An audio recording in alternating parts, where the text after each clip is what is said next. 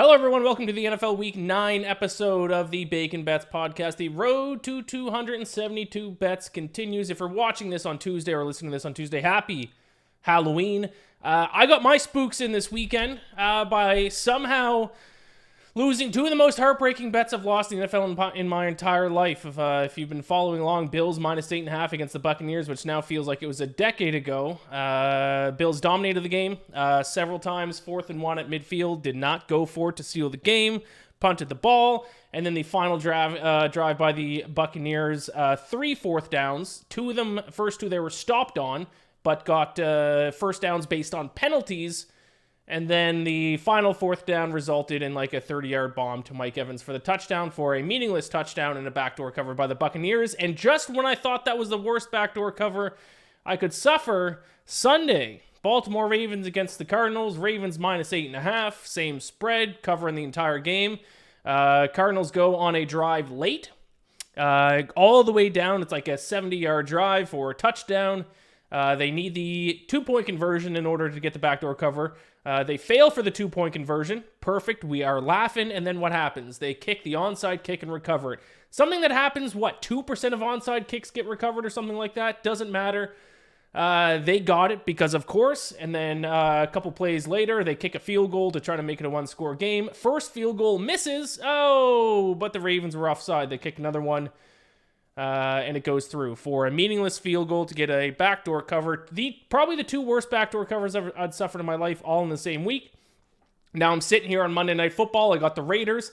Hey, they're getting outplayed. I had no business winning Raiders. There's Raiders bet, but they get the ball late in the game. They have a chance to go down and score a touchdown for a backdoor cover. And I was like, hey, you know what? I think I deserve a backdoor cover here, considering the two that I lost earlier this week. And of course they don't, because this was the game that I needed it to happen. Bad luck. I mean, it is true. Variance and bad luck evens is supposed to even out over a long-term sample size, but it hurts when it happens not once but twice in 1 week. Watching a backdoor cover, especially one that's like this, where it's like long, slow drives that just won't end, feels like that scene in Saving Private Ryan where the German guy is stabbing the American soldier and the other American soldier is just sitting there watching it, can't do anything.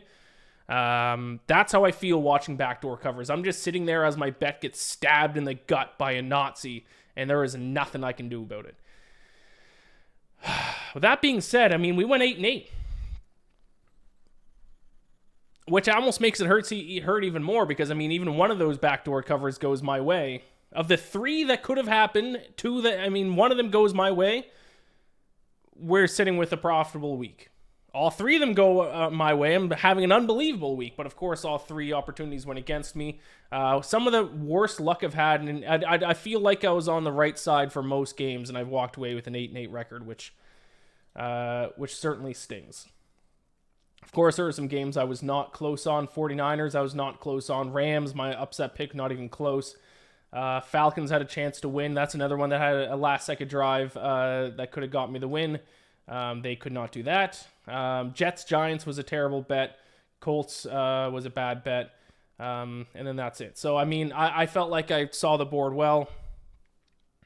And for the most part, just a lot of bad luck, which happens, and I know, over a long-term sample size it's supposed to even out, but it stings. This is a heartbreaking weekend. So back-to-back losing weekends, although both weekends weren't terrible weekends, we are still sitting profitable overall. So I went 8-8 for minus 0.19 units this past week in weeks 8. That brings my season-to-date record to 62-58-2 for plus 1.3 units. So we are still barely keeping our head above water, but we are up 1.3 units. I'm due for a big week because I've had now back-to-back weeks with just some awful luck. I need some luck to swing my way. My best bets last week went 2-3, one Vikings and Seahawks. And I will say, as much as I'm just, bitching about having bad luck, the Seahawks was a good luck game. So I forgot about that, but that was one that went my way right at the end. Seahawks could have kicked a field goal to take it into overtime, and then really most likely best case scenario was a push, but they scored a touchdown instead in the dying second, so that gave us the win on the -3. So good luck there. So of the 5 coin flip games, 1 went my way. Whoop-de-doo. Teaser of the week, also 1. I feel like I'm doing extremely well with the teasers this season. Brought it down to Ravens -2.5 and Dolphins to -3. Both those won. Or it won because both those teaser legs won. If you're still in Survivor, and if you tailed my Colts pick, that lost for you. If you tailed the Chargers pick, that won. The obvious bet once again came through. Tough Survivor week this week. I do not envy any of you who have to try to pick a Survivor team in week 9, because it is all close games. I don't think there's a single, maybe 1 or 2, I think 2 favorites of a touchdown, and then that's just about it in terms of lopsided spreads. So yeah, there we go. Let's have a bounce back week. 14 games this week. The teams that are on a bye are the Lions, the 49ers, the Broncos, and the Jaguars.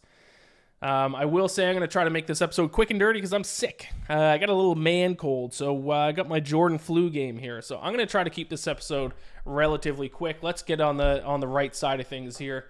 It is the NFL Week 9 episode of the Bacon Bets podcast. Let's go. I'm not a state. I'm a monster. No, Lisa. The only monster here is the gambling monster that has enslaved your mother. I call him Gamblor, and it's time to snatch your mother from his neon claws. All right, let's jump into it. Not a great Thursday night football matchup. I mean, most of them are, to be completely fair. It's the Titans against the Steelers, but at least there is the intriguing storyline about Will Levis, because I just watched Will Levis absolutely torch the Falcons. Oh my God, that was a tough game to watch for you, boy.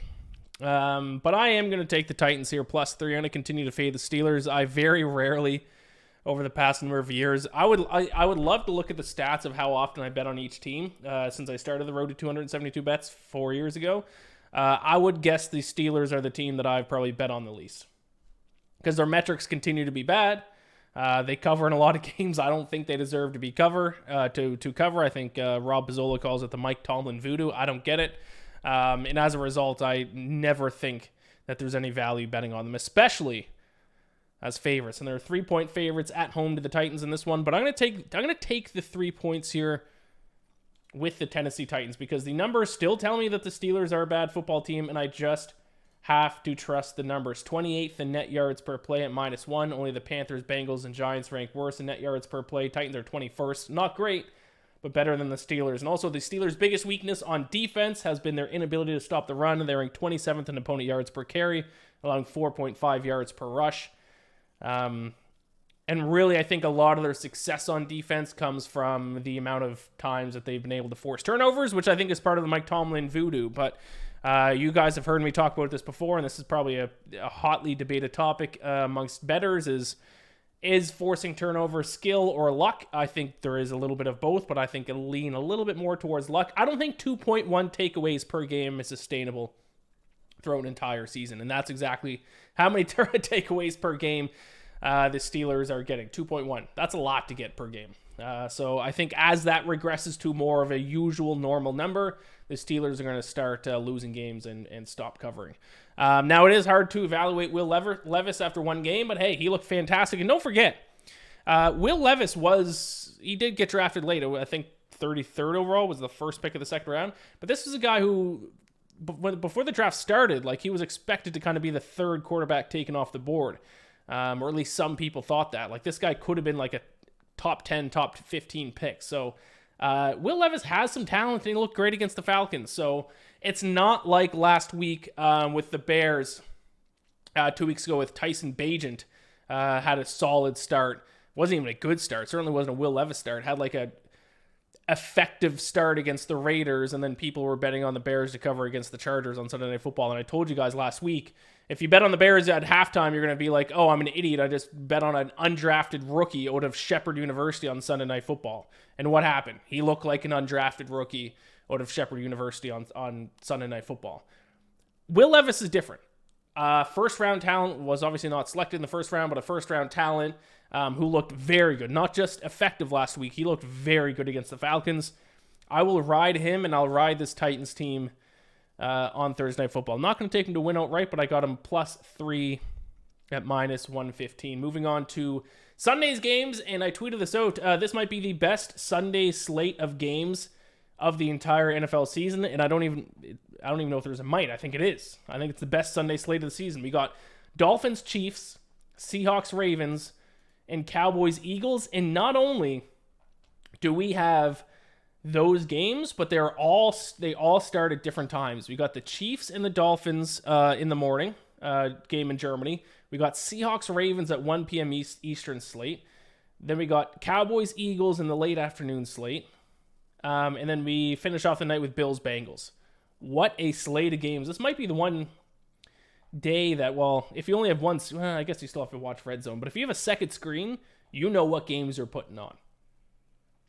So we're going to start off obviously with the Germany game. It is the Dolphins against the Chiefs. I'm going to tell you two things here this week in 3 of the 4 exciting games. I'm betting on the total, which is going to be boring. And also, I'm on a lot of road teams this week. I think I was last week as well. Dolphins, Chiefs, I got a boring bet for you. I'm sorry, but I actually do love this bet. This is one of my favorite bets of the week. I'm going under 51 between the Dolphins and the Chiefs in Germany. The Chiefs secondary, I think this is a good matchup for both defenses. The Chiefs secondary has been one of the best in the league so far this season. They're allowing just 5.5 yards per pass attempt. And they're second in opponent dropback success rate and third in opponent EPA per dropback. So if there's any secondary out there outside of the Ravens, might be a little bit more well-fitted to stop this Dolphins pass attack. I think the second best defense to do that would be this Chiefs defense. Now, the issue is the Chiefs haven't been able to stop the run. It's a big reason why I bet on the Broncos to cover against them this past week. So the Dolphins actually do have an effective run game. They lead the NFL in yards per carry. They might turn to that run game, but if you're going to turn it to a run game, that's going to keep the clock going. Usually you have a little bit of low-scoring games or lower-scoring games. You're going to keep the Chiefs offense actually off the field, which is actually good for the under as well. And it's going to limit explosive plays. Even if you are running the football well, you're not going to have as many big yardage explosive plays that you would normally get from the Dolphins throwing the football. So I think the Chiefs defense can keep the Dolphins pass game in check. So I think the Dolphins are going to be running the ball more often than what we usually see from them. That's going to help the under. And then we got to consider the Chiefs offense, which their offense has some issues. This is not the Chiefs offense that we're used to from the rest of the Patrick Mahomes era, where they're going to score a ton of points, be one of the highest scoring offenses in the NFL. They're actually just as good of a team because their defense is so good, but we need to stop looking at Chiefs games as just being, offensive shootouts, because that's not what this Chiefs team is. Scoring just 23.4 points per game. Over their last 3 games, just 19.7 points per game. And 2 of those 3 games came against the Broncos, who, outside of the Chiefs, the Broncos defense has been terrible all season. So I think it's going to be actually a somewhat low-scoring affair, especially with it being all the way over in Germany. So the total's in the 50s at 51. I will take the under. If you really want to bet aside, I would just take the 2.5 points for the Dolphins, because it's going to be a fun game. And I would rather just, I don't know which team is better. I'd take the 2.5 with the Dolphins, but I think the value lies with the under. Rams against the Packers. I'm going to take the Rams +3 at even money. There's a lot of injuries this week, so I don't really know. I don't know if Matt Stafford's starting this week. He's apparently day-to-day. The thumb injury isn't as serious as what they thought it would be, but they still might not start him, especially because I think their bye week is next week. So they might just give him this week off and then the bye week, and then hopefully he'll be good to go. But still, I'm obviously going to hope that he's going to play. I think this line +3 for the Rams is assuming he's not going to play. So if he does start, I think we're going to get some CLV on this. And even if he doesn't start, I don't want to lay a field goal worth of points on this Packers team. Jordan Love has been terrible. They have the second worst completion percentage in the NFL. They complete only 57.87% of passes. And now they face a Rams defense whose defense struggles, but their biggest defensive strength is actually opponent completion percentage. Teams are only completing 60.84% of throws against them. So I think it's a relatively good matchup for the Rams defense. Also, the Rams have been running the football a lot more lately. 47% of their plays over the last 3 games have been run plays. That's an increase of about 7% from their season average. And the Packers struggle to stop the run. 25th in opponent EPA per rush, 18th in opponent rush success rate. So even if Stafford doesn't start in this game, I think they can find success on the ground, and I have no faith in the Packers scoring enough points on offense to cover a field goal spread. So I'll take the Rams +3, even money, against Green Bay. Another very similar game here, Commanders against the Patriots, and I will take the Commanders +3, -105 in this one. Once again, the Patriots are too bad for me to lay a field goal worth of points. If you look at EPA per play, only the Jets and the Giants have had a worse offense this season than the Patriots. And now, the biggest news, which I don't think enough people are talking about when they're looking at this Patriots team, is Kendrick Bourne. Their only good player offensively all season, now out for the year with a torn ACL. So they have no receivers. Demario Douglas and Juju Smith-Schuster are now their two receivers. And that's not enough for me to want to lay 3 points on this team. Washington, at the very least, has talent on offense. They have Curtis Samuel. They have Dotson. They have Terry McLaurin. They have a decent running game. The Patriots have nothing on offense for me to want to lay 3 points on them. So I'll tell once again, there's a handful of games like these where it's just shit matchups. I will take the 3 points in those types of games. This is actually another similar game, but actually like a total bet in this one. It is the Buccaneers and the Texans, and I'm going to take the over 40 between the Buccaneers and the Texans because these teams actually, when you look at the numbers and the metrics for the Buccaneers and Texans, are actually almost exactly the same team. Neither of them can run the ball. Both of them are solid at throwing the ball. And then defensively, both of them are better at stopping the run than stopping the pass. So they're almost the exact same team. They're going up against the strengths of both offenses is going up against weaknesses of both defenses. Let's just dive into some numbers here. 73.9% of the Buccaneers' offensive yards come through the air. 72.2% of the yards gained by the Texans come through the air. Those are the third and sixth highest rates in the NFL. So both of them top 6 in terms of what percentage of their offensive yards comes by throwing the football. And then defensively, they rank 22nd, 23rd in opponent yards per pass attempt. They're also 19th and 20th in opponent EPA per dropback. So pretty simple here. We got a low total at 40, and we have two offenses who have good matchups in terms of the weaknesses of the opposing defenses. Very, very similar teams. If I were to take a side, I'd probably once again just take the 3 points with the Bucks. But I like the over quite a bit because of the offensive matchups here. So I'll go Buccaneers, Texans over 40 -110. Cardinals and the Browns. This might be the ugliest bet of the week. I actually got 2 ugly bets this week. And this is one of them. I'm going to take the Cardinals +8 at -110. I just can't lay this many points on the Browns offense. The Browns offense one of the worst in the NFL. And I don't care who's starting at quarterback. I don't know if Deshaun Watson's going to be back in this week. According to PFF.com, Deshaun Watson is the 26th ranked quarterback this season. PJ Walker is the 36th ranked quarterback this weekend. Or this season. So neither of them are in the top 25 in quarterbacks. The running backs are all hurt. They gained just 29th in the NFL in yards per play.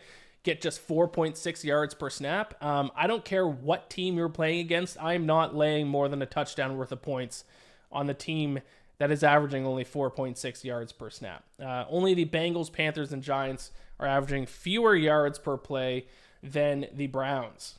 So I will go ahead and take the Cardinals on the road here, another road team. Also, the Cardinals are effective at running the football. Obviously, they're a bad team. They're going to finish with one of the worst records in the NFL, but they are averaging 5.1 yards per carry. I think that should be enough to keep this game within 8 points of the Browns. So I'll take Cardinals +8, -110 against the Browns. Another ugly bet. It is, once again, a very similar bet. It is the other game of a touchdown or more spread, and I'm once again taking the underdog. I will take the Bears +7.5, -110 against the Saints. I'm doing my best to not overreact to the offensive performance by the Saints this past week. Their offense finally clicked. It's the offense I expected all season, and of course, they did it when I started to bet against them. Just my luck. But it is just a one-game sample size. It was that game, and I think the game against the Patriots were the two games that their offense looked competent. we got to remember their season-long numbers here, and their season-long numbers continue to not be good. 22nd in yards per play, 16th in EPA per play. And the Bears actually, sneakily, I didn't even really notice this until I started looking at the stats tonight. Bears actually have an extremely good run defense. Actually leading the NFL in opponent yards per carry. Giving up just 3.3 yards per rush, 2.3 yards per rush over their last 3 games. And they're also third in opponent rush success rate and opponent EPA per rush. So their run defense is top 3, top 2, top 1 in the NFL right now. I did not know the Bears' run defense was that good. So if the Saints can't move the ball on the ground to complement their pass game, I think that's going to keep them from at least blowing the Bears out of the water here. I don't know who's going to be in a quarterback for the Bears. Hopefully they can do enough. They can run the ball, actually, just like they can stop the run on defense. They can run the ball pretty effectively on offense as well. So I'm hoping they can do that against the Saints team and keep this game a little bit close. If the Saints have another really good offensive performance this game, then I'll be like, okay, maybe it just took Derek Carr a little bit to get used to a different team, a new scheme. But I need more than just a one-game sample size to do that. So I will take the touchdown with a hook. So set plus 7.5 with the Bears in New Orleans. Once again, I'm back in another road team. And there you go. We're 7 games through, so I'm going to take a quick break. I'll be right back to break down the rest of my slate. And then, as always, at the end of the show, I will give you my best bets, my teaser, my survivor, and all that stuff. So I'll be right back in just one moment. All right, we're back. Let's talk about the second half of games, starting with sneakily one of the best games of the day, the best game of the 1 p.m. Eastern slate, the one that I might be the most excited for, to be completely honest, because I think it's going to tell us a lot about the kind of second tier of teams. We know the Chiefs are going to be there at the end of the season. We know the Eagles are going to be there at the end of the season. But we're still trying to figure out, especially in each conference, who the second tier of teams are, and that is the Seahawks and the Ravens. And those two teams are facing off this week. Once again, though, I unfortunately have a boring bet for it. I'm going to take the under 43 between the Seahawks and the Ravens, minus 110, because both offensive strengths of each team are going up against defensive strengths of each team. So I think we're going to see a little bit of a slugfest here. Nobody runs the ball more than the Baltimore Ravens. This really shouldn't come as a surprise to too many people, considering Lamar Jackson is their quarterback. 51.08% of their plays end up being run plays. And now they take on a Seahawks defense that is third in opponent yards per carry, fourth in opponent rush success rate. And on the flip side, the Seahawks, in terms of throwing the football, they don't necessarily, it is actually a pretty even split between running and throwing. But kind of the eye test tells me that the heart of this offense is through Geno Smith and this wide receiving core of DK Metcalf, Tyler Lockett, Jackson Smith, Najigba, and Bobo. Bobo is kind of fun to watch. Fun name. So I'm going to take the under because the Seahawks are going up against a Ravens defense that is very good at stopping the pass. One of the best secondaries in the NFL so far this season. They are first in opponent yards per pass attempt, giving up 4.6 yards per throw. Second opponent EPA per dropback, and fourth in opponent dropback success rate. So we got offensive strength and offensive strength going against defensive strength versus defensive strength. In my opinion, that usually ends up in a bit of a lower scoring game. So I'm going to take the under 43 between the Seahawks and the Ravens. Next up, we got my Falcons going up against the Vikings. That was a tough one for my Falcons, and this is a tough game for me to handicap, especially on Monday. If I were you, I would probably wait until later in the week because we don't know for sure who's starting at quarterback for the Vikings. It's probably going to be Jaren Hall, the 5th-round rookie out of BYU. I assume even if they make a trade here at the deadline on Tuesday or sign a free agent, are they going to be ready to go by Sunday? I don't know. It's possible, but I'm going to assume it's going to be Jaren Hall. And then the Falcons, Arthur Smith said today, when I say today, I'm recording on Monday night, that they're going to announce who their starting quarterback is going to be for this week on Wednesday. So we, in theory, don't know the starting quarterback for either team this week. I'm going to assume Desmond Ridder is going to start again. Even though I'm kind of... I've run out of time for defending Desmond Ridder. I think I'm done, especially when Taylor Heineke got in the game this past week. The offense looked better than it has all season, and it looked exciting, and it looked like it had life. But for a team to bench a second-year quarterback and put in their backup in Heineke, that effectively says that we're done trying.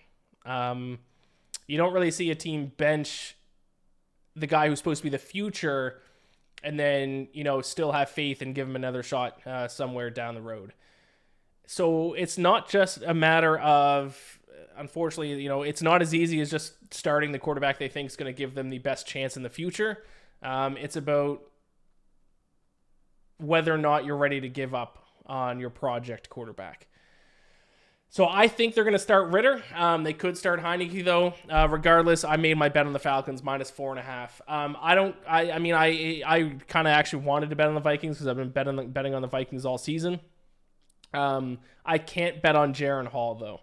He's not Will Levis. He's not a first-round talent. This guy was drafted in the 5th round. And also what's kind of interesting, he was picked from BYU. And you know who BYU had on their team? Puka Nacua. Makes you wonder, is this Jaren Hall guy really that good, or did he just have Puka Nacua on his team? I don't know. Maybe he is great. Maybe the reason he was drafted and had the success he did at BYU was because he had Puka Nacua he could throw to. People are asking. Overall, the Falcons' stats are still pretty solid this season. 12th in the NFL in net yards per play, plus 0.2. Turnovers are absolutely killing this team. 30th in average turnover margin at -0.9. So they are pretty much in an average game losing the turnover battle by 1. So it's not just they're turning the ball over on offense. They aren't getting a lot of takeaways on defense either. So that's hurting them. If they can fix that issue, they're actually a good team.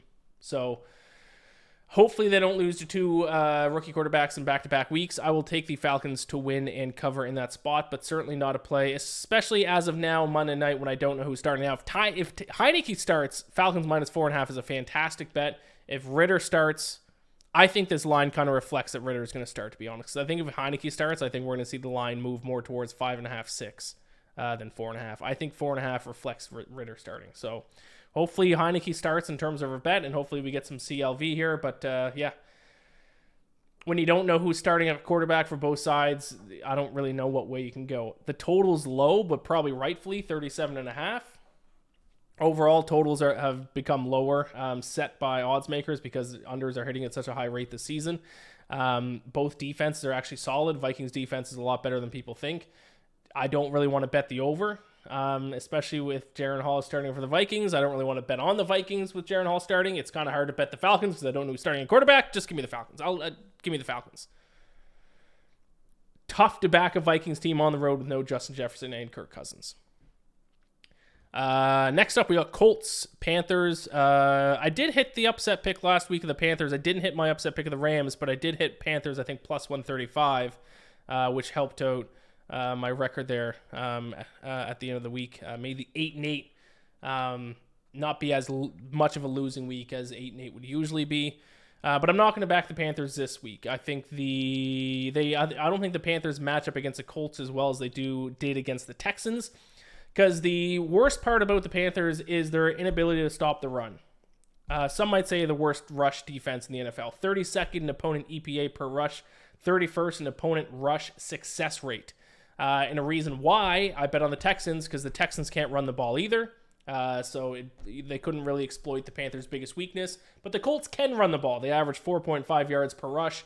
If you want to, if you're building a DFS lineup this week, I would suggest taking Jonathan Taylor or Zach Moss for a much cheaper option, because I think the Colts running backs are going to have a lot of success this week. Colts overall, actually, I like the Colts. 12th in net yards per play at plus 0.1. Panthers 30th at minus 1.2. I set this line as Colts being a 3.5 point favorite. You can still get 2.5 out there. I'm going to guess the line's probably going to settle at 3. So I will take the Colts at minus 2.5. Minus 115, though, how to take the juice on that one. Giants, Raiders. Just give me the Giants on the money line. This is my only upset pick of the week. A lot of short underdogs. I probably could have taken some other money lines, but there was a lot of spots where the line was exactly at 3. And I kind of like having those field goals, especially in those toilet bowl of games. But after watching the Raiders tonight, I have no interest in betting the Raiders. I especially have no interest betting the Raiders as favorites. They're painful. They're the worst coached team in the NFL. That was my big takeaway from Monday Night Football. Oh my God, are they poorly coached? You can kind of sense a little bit of implosion on the Raiders now with Devontae Adams being pissed. He signed with the Raiders to play with Derek Carr. Now he has Jimmy Garoppolo throwing in the ball, and Jimmy Garoppolo has sucked. Their defense looked like Swiss cheese out there. And the Giants, I actually think, even though that was a shit performance against the Jets, over the next couple weeks, the Giants might catch fire here. Let's look at their next few opponents. The Giants they have the Cowboys next week, so that's going to be tough for them. Raiders, Cowboys, Commanders, Patriots, Packers, Saints. The Giants, in the next 6 weeks, are going to win 4 games. They're going to go 4-2 in their next 6 games. Daniel Jones is back. That's going to be huge for them. I think Daniel Jones is actually going to look pretty solid. And their defense, over their last 3 games, the Giants' defense has given up 4.4 yards per play. That is the second best mark in the NFL over each team's last 3 games. Their defense has come alive. Their pass rushes look very good. Overall, their defense has played very good. I think the Giants are, this is the buy low spot on the Giants now. Buy low on the Giants. I think they beat the Raiders. I'm kind of surprised that they're underdogs. I would set this game as a pick 'em. So with the Giants being 2.5 3-point favorites is a line, 2.5 3-point underdogs is a line. I'll take them to win outright because I think it should be a pick 'em with the Giants on the road. They are on the road. It is in Las Vegas. If the Giants were at home, I'd set them as like 2-point favorite, 1.5 favorite. Yeah, I think the Giants might turn things around a little bit. They're not going to make the playoffs. It's too late. They kind of had to beat the Jets to have any chance. But actually, I will say, just a complete side note, let's look at the NFL playoff picture. Falcons still winning the NFC South as of right now, but they're tied with the Saints 4-4. But that final wild card spot in the NFC is going to be a bad team. Right now, it's the Vikings. They're at 4-4, but they're obviously have a tough challenge now with Kirk Cousins done. And then it's Saints 4-4, Buccaneers 3-4, Rams 3-5, Commanders 3-5, Packers 2-5, Giants 2-6, Bears. Like, that's last wildcard team, unless the Vikings figure something out at quarterback, is probably going to be the second team in the NFC South. The Falcons or the Saints, maybe, which is great for the Falcons. But that team might end up being the second wildcard team is going to be like a 9-8 team at best. So there are, if you actually want to take a shot on some teams pretty far down the list here. To I know I'm going off on a little tangent here about futures here, but let's strength of schedule remaining. NFL. Let's see if any bad teams in the NFC, or at least bad record teams in the NFC, have some easy. Ooh, Ravens have the toughest schedule left. That's interesting. Falcons have the easy schedule remaining. That is beautiful. That is what I'd like to see. Colts, not NFC, so it doesn't matter. Saints. I mean, it's going to be the second NFC South team. 3 of the 5 teams that have the easy schedules remaining are the Bucs, Saints, and Falcons. Packers, 27th. They have a relatively easy schedule remaining. Rams, 24th. Could be the Packers, Rams. I don't believe in the Packers. If Matt Stafford can get healthy, I kind of do believe in the Rams. What are the Rams' playoff odds right now? Is it going to show me or no? Because it hasn't been updated from tonight. Futures to make the playoffs. They do not have the Rams probably because they need to wait to see what Stafford's saying. Yeah, the Rams not listed. Packers plus 450. No. My point of that was the Giants are still technically alive. They got to get hot quick in a hurry because they're 2-6. They had to beat the Jets there, so they're probably out of it. But I do think the Giants are going to go 4-2 in their next 6 games. Mark it. And I think that starts with a win against the Raiders. Moving on, what do we got here? We got the NFC East game, the Cowboys and the Eagles. Of course, I'm going to take the Eagles -3, -105. The only hard team the Cowboys have played so far this season was the 49ers, and they got their asses kicked. I wish I could see the easiest schedule to date. I don't think I can. Easiest schedule so far. The easiest NFL schedule so far. No, I just have all preseason stuff. No, can't see it. My point is the Cowboys, even if it's not the easiest, it's one of the easiest schedules so far this season. The only hard team they played against was the 49ers, and they got their asses kicked. Now they take on the Eagles. Also, the Cowboys do not do a good job of stopping the run. 29th in opponent rush success rate. And when you take away turnovers, a lot of their defensive metrics take a pretty big hit because they have got so many turnovers and a lot of defensive scores as well. I don't think that's sustainable. I think the Eagles are going to be able to run the ball against them. And the Cowboys, even though they've had the easiest schedule in the NFL so far this season, net yards per play of plus 0.2, that is only 10th in the NFL. They are in for yet another rude awakening on Sunday afternoon against the Eagles, which brings me to Sunday Night Football, game of the week perhaps. The Damar Hamlin game, we're going to hear about Damar Hamlin 85 times during the game because it is the Bills and the Bengals, the game where he was hurt last year. I'm going to take the over. Over 48.5. Let's root for points in this one. I said last week I bet on the 49ers, but I said there is a chance that after the bye week, Joe Burrow is going to be healthy and he's going to look really good. There is a chance of that happening, but until I see it, I'm not going to believe it. What happened? Exactly that. So this is actually a bet against the 49ers that I wasn't actually upset that I lost because I even said I'm willing to lose the bet if Joe Burrow comes out and looks like the Joe Burrow of old, and that is exactly what happened. Let me show you this here. If I can bring this up. Ooh, I'm getting sicker by the second. I can feel it. So all season I've been shitting on the Bengals. I've been shitting on Joe Burrow because they had not been good. And then I'm just going to show you some PFF rankings. Now, once again, PFF is not the be-all, end-all. But let me show you Joe Burrow's numbers here. Okay, I'm going to show my screen if you're watching this on YouTube. If you're not watching this on YouTube, either go watch it on YouTube or look it up on PFF or just listen to me talk about it. Let's show that, and then I'm going to minimize myself, and that is not the window that I want to show. I hope there is no tab up there.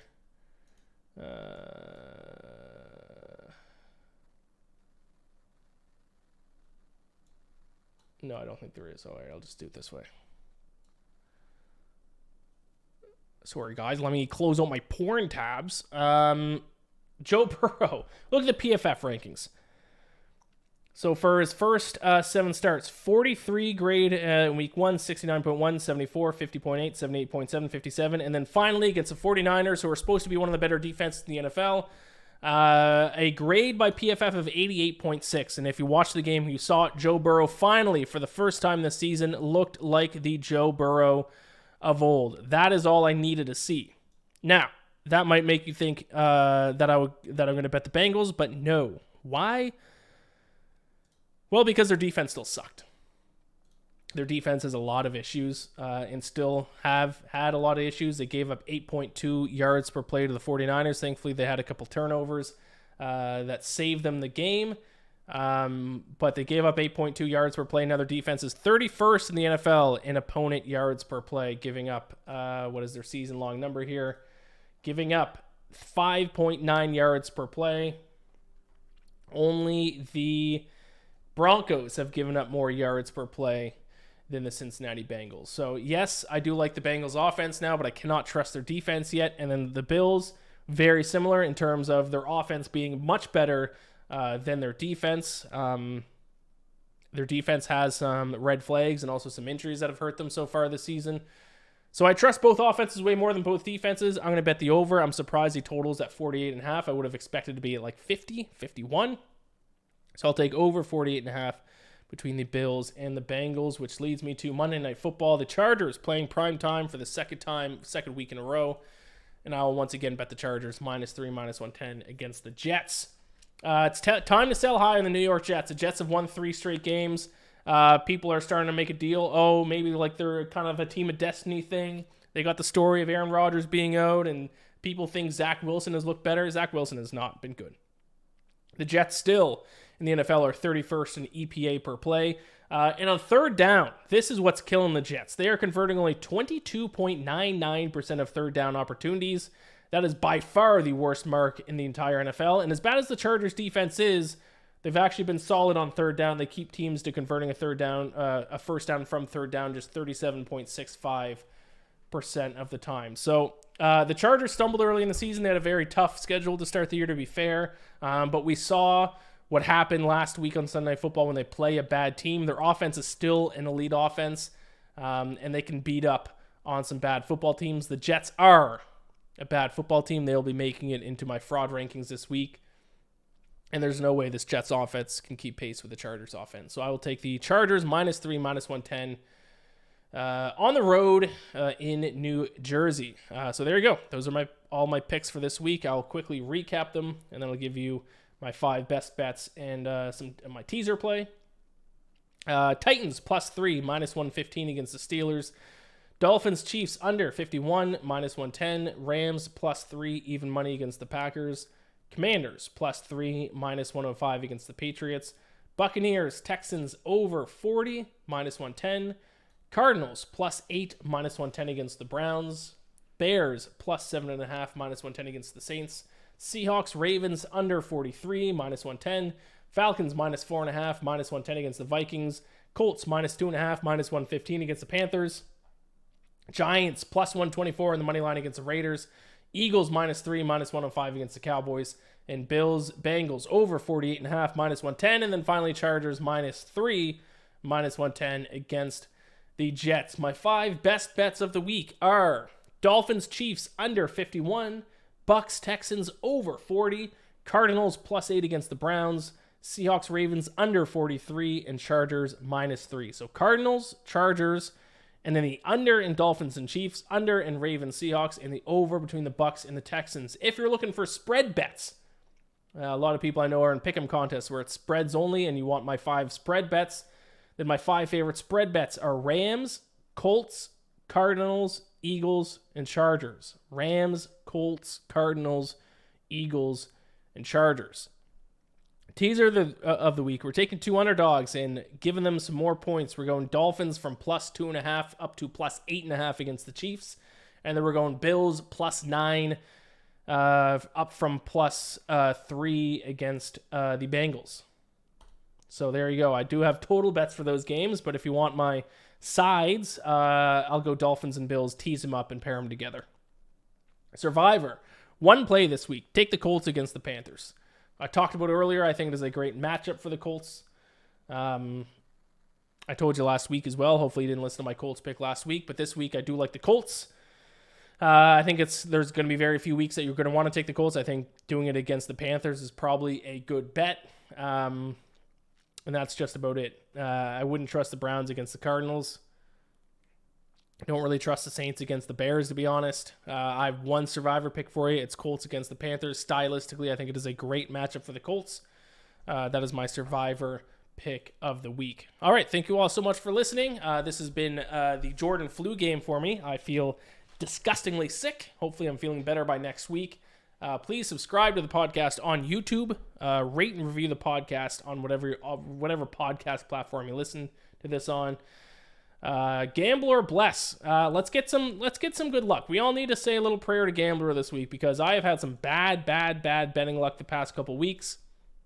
We need that luck to turn things around. So please, praise be to Gambler. Let's get back on the right side of things. Love you all. Best of luck with your bets this week.